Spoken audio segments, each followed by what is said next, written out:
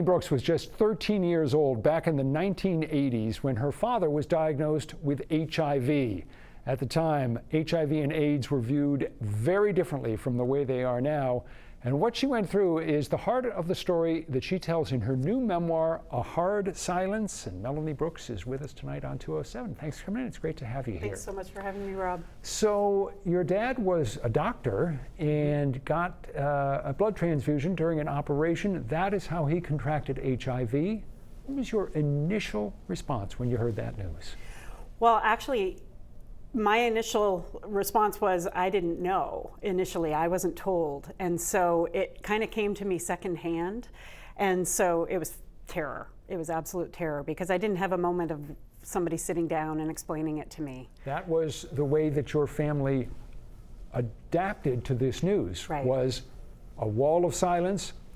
I mean, what, if anything, did your family tell the people around you, friends and so forth, about what had happened to your dad? Well, when my dad had his heart attack at 42, his cardiologist had told him that he should probably, take a hiatus from his surgical career because it was too much stress on his heart. And so they had already told people that he was, stepping back from surgery. He was going to take this medical advisory. And so they just kind of kept going with that story.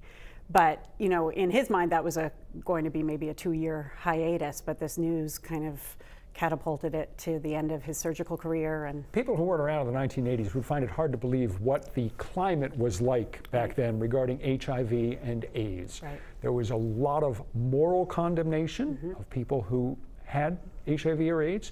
Many people thought that it was God's punishment, that people had gotten that.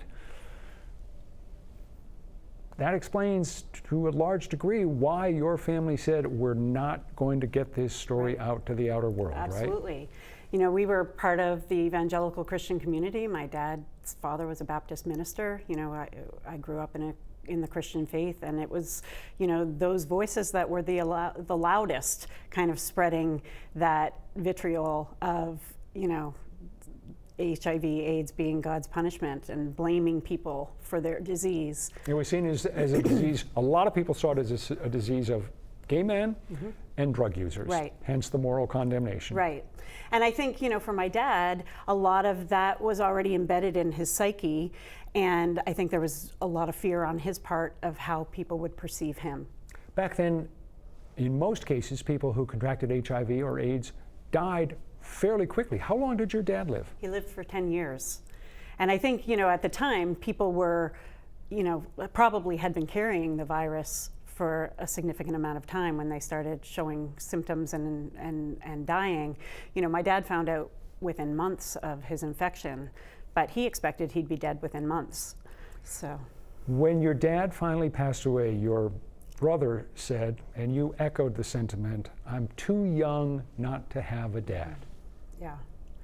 Yeah, it was a really hard loss, wasn't it? It was, I adored my dad, and he was a larger than life personality as well. And so, for 10 years I watched him kind of fade beneath the weight and stigma of this disease, but then just the deep grief of that loss, I carried with me.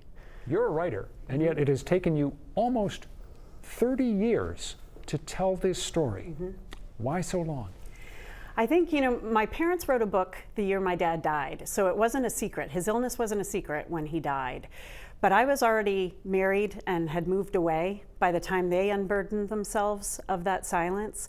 And so I carried that silence and kind of kept those rules, for myself of secrecy for a long time. It took me a long time to realize the rules had changed and that this was something I could talk about. And I think, I had to come to a place where I was ready to really dig into those memories, into those experiences.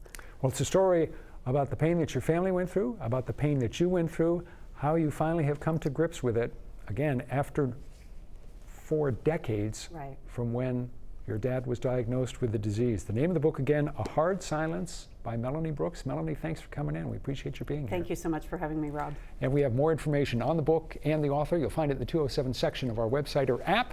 Stay with us. Back with more in a moment.